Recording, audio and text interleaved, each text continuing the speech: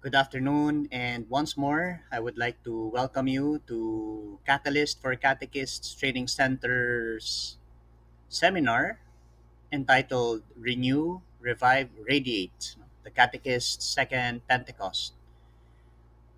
I am Father Nell, I'm the chaplain of Paraf Southcrest, and this afternoon, we are going to talk about this topic number 13, responding to moral confusion. Teaching the truth about gender, sex, and identity. And the objective is for us to be equipped to compassionately and clearly present the Catholic understanding of the human person to a generation caught in deep confusion. Okay, so to be equipped to compassionately and clearly present the Catholic teaching, the Catholic understanding of the human person. I will be following this outline. So it's a four-part outline. First, we'll talk about chastity and homosexuality. Second, the two views of marriage. Number three, transgenderism. And number four, compassion and clarity. Let's begin with the first point. Now, the first point on chastity and homosexuality has four subheadings. Number one, understanding homosexuality. Number two, the big picture behind the controversy. Number three, expanding our focus to understand the controversy. And then number four, a technical point on sexual morality. Understanding homosexuality in church teaching. And immediately, let us go to the Catechism of the Catholic Church, number 2357. 2357. And there we read, homosexuality refers to relations between men or between women who experience an exclusive or predominant sexual attraction toward persons of the same sex. And then we continue, basing itself on sacred scripture, which presents homosexual acts as acts of grave depravity. Tradition has always declared that homosexual acts are intrinsically disordered. Intrinsically disordered. So, going back to that point of the Catechism, homosexuality refers to homosexual acts. The term homosexuality refers to homosexual acts, and relations refer to sexual relations. Now, these acts are acts of grave depravity. Acts of grave depravity. And they are intrinsically disordered. In the church's teaching about the objective sinfulness of homosexual acts, there is no doubt, there is no gray area, no change. So, let me say that again. In the church's teaching about the objective sinfulness of homosexual acts, there is no doubt, no gray area, no change. We need to take a serious look at the sin of sodomy. You and I need to take a serious look at sodomy, the sin of Sodom. For at least 2,000 years, every single faithful Jew, every single faithful Christian has believed what the Bible says about sodomy. At least 2,000 years. But for the first time in 2,000 years, Our society has changed that. Our society very suddenly and massively changed that. So we find a cultural shift, a very sudden and massive shift. Much of the entire culture of Western civilization outside the church. We also have a few voices, it seems, inside the church. Now refuse, refuse to accept what the church has always taught. Most of our society now finds the traditional view not only false, but absolutely unthinkable, intolerable, bigoted, and hateful. We will have more of those terms later. Now, what is Satan's strategy? What is the strategy of Satan? Today, his strategy is this: to persecute not Christians themselves, to persecute not people themselves, to persecute not persons themselves, but to persecute Christians' defense of traditional sexual morality, to persecute Christianity's defense of traditional sexual morality. It is to make politically incorrect any contradiction of the consequences of the sexual revolution. So to make them politically incorrect, any any contradiction of the consequences of the sexual revolution. What are those consequences? The consequences include abortion, contraception, sodomy, the sin of Sodom or the sin of sodomy, and transgenderism. What do they have in common? Sex. Sex. Any contradiction has a label. So here we have more words to enrich our vocabulary. Hate speech, religious dogmatism, and more. Label: hate speech, religious dogmatism, or religious fundamentalism. Fundamentalism.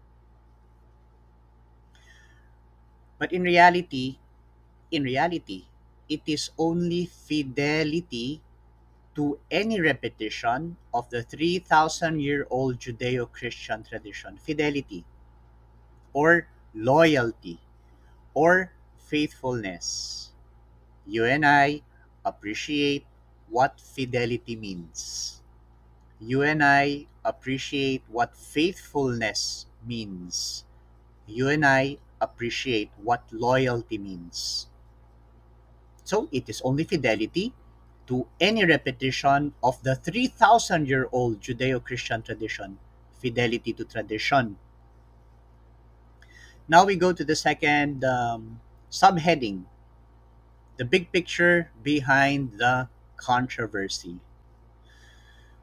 There are four possible beliefs about the sin of Sodom, about sodomy. Number one, we should love the sinner and hate the sin. Number two, we should love sexual sins and hate some sinners. Number three, we should not hate either sinners or sins, but be totally non-judgmental. Maybe many of us like this, no? To be non-judgmental. Bawal ang judgmental.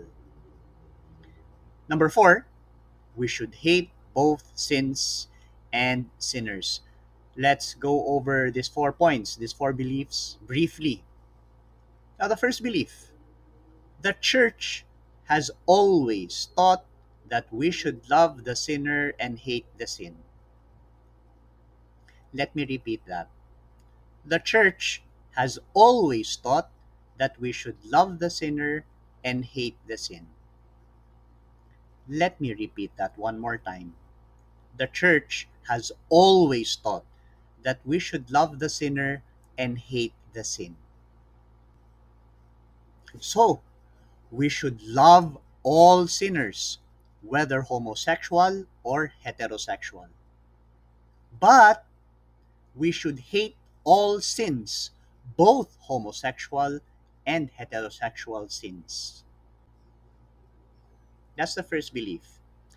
Now, the second belief, it is the so-called progressive view. What is the progressive view? We should love sexual sins and hate some sinners. Love sexual sins and hate sinners. So, we should hate not sexual sinners, but we should hate those out of date dinosaurs who still believe there are such things as sexual sins. Dinosaurs. Or if you don't want dinosaurs, you can also call them dinobots. Dinobots. The third belief, we should be totally non-judgmental. Bawal ang judgmental. Not only toward people, but also toward actions. Actions. At least if they have anything to do with sex. To be non judgmental is like a doctor saying that he should not criticize either his patients or their diseases. So imagine that a doctor not criticizing either his patient or the disease of his patient. Disease, at least if they are sexual diseases. Now, a brief note on non judgmentalism.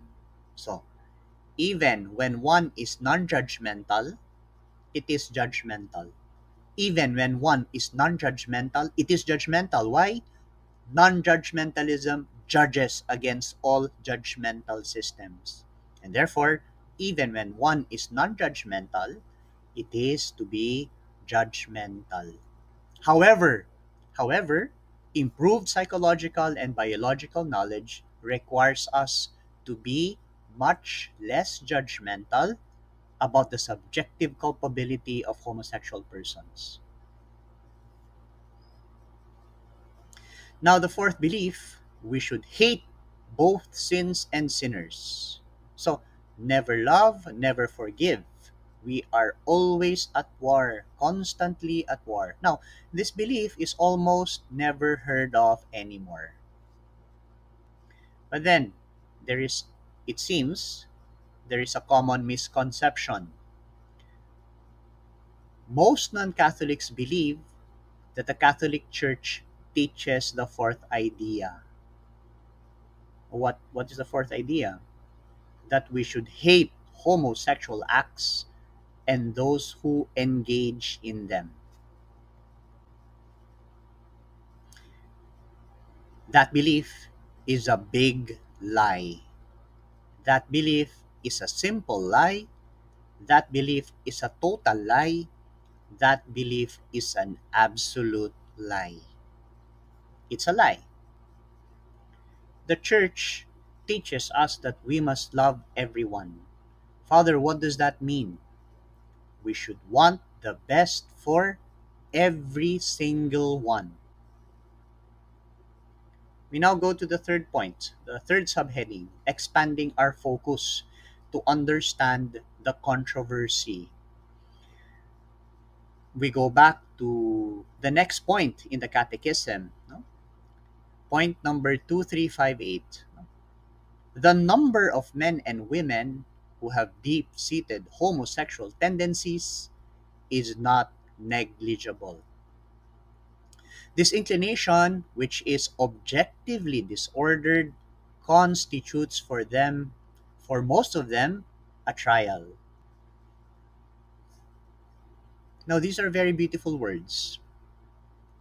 They must be accepted with respect, compassion, and sensitivity. Every sign of unjust discrimination in their regard should be avoided. I wonder how many of us have read and understood this line. They must be accepted with respect, compassion, and sensitivity. Every sign of unjust discrimination in their regard should be avoided. Now, there are three categories of failures. Number one, physical sufferings. Number two, internal weaknesses. Number three, sins. Let's go over the three briefly because they are important to our succeeding discussion. Number one, physical sufferings include pain, disease, death, and the like. Now, these physical sufferings, come to us, not from us. They come against our will, not by our will. In other words, we are passive to them. We are passive to physical sufferings. Let's jump to number three. Okay? Number three, since they come from us, not to us. Sins come from us by our will, not against our will. In other words, you and I actively choose to sin. Now, the more we struggle with the good part of our will against the sins that come from the bad part of our will, the less responsible we are for our sins. In other words, you and I have to struggle. Now, let's go to number two, internal weaknesses. These are personal, mental, and emotional weaknesses. They come from within, but from our subconscious, our subconscious mind and feelings, rather than from our deliberate free choice. Now, internal weaknesses are not sins. Internal weaknesses are not sins. We are not responsible for them. However, we are responsible for deliberately encouraging bad feelings, which in turn lead to sinful acts. So, for example, by watching pornography or using pornography, we are responsible for deliberately encouraging bad feelings, which lead to sinful acts. Now, also very briefly, there are three levels of temptation. Number one, suggestion, external temptation, which we can undergo without committing any sin. Suggestion. Number two, temptation, temptation in which we take a certain delight, whether prolonged or not, even though we do not give clear consent. Now, this level has become internal and there is some sinfulness in it. That's the second level of temptation. We take a certain delight, although we do not give clear consent. Now, number three, temptation to which we consent. This is always sinful, and since it affects the deepest recesses of the soul, it is definitively internal, always sinful. Now, let us apply these previous ideas that we have just heard to homosexuality. Okay? Same sex attraction is not a sin. Same sex attraction is not a sin. Same sex acts are. Sodomy is a sin. Heterosexual desires are not sins, but adulterous heterosexual acts are. So, homosexuals and heterosexuals do not have different moral rules. Perhaps you have encountered this expression, rules for thee, but not for me. Rules for thee, but not for me. Homosexuals and heterosexuals do not have different moral rules. All this is knowable by common sense, honesty, and reason, and it does not depend on any particular religion. Now, let's handle the failures. The first and second kinds of failure are both to be endured and accepted in faith, when they cannot be overcome and avoided. Only the third kind of failures, moral failures, in other words, sins, are to be hated and not accepted, for they alone do not come from God in any way. And then, let us put Christ into the picture. Right? What is Christ's command? Christ's command is for us to love our neighbor as ourselves. To love our neighbor as ourselves. Now, this love, it cannot be a feeling. Feelings cannot be commanded. Feelings cannot be commanded. Only free choices of the will can. Therefore, love is essentially a free choice of the will rather than a feeling. Love is essentially a free choice of the will rather than a feeling. Practical application. Homosexual desires, feelings, and emotions are disordered. They are disordered. They are troubles, but not sins, unless freely chosen by the will. Okay, we now go to the fourth subheading of the first part, no? Chastity and homosexuality, a technical point on sexual morality. Okay? So, it is necessary to make a clear distinction between homosexual orientation, homosexual tendencies, homosexual desires, and homosexual acts. It is necessary to make that distinction. We must distinguish between persons who experience homosexual desires from persons who choose to embrace the homosexual or gay lifestyle. Lifestyle. So, we are responsible for the acts we choose to perform, but not for the desires we experience unless you and I freely will them or consent to them. So, having homosexual rather than heterosexual desires and feelings is not a sin. Sins are not feelings. Sins are choices. Choices. Sins are freely willed.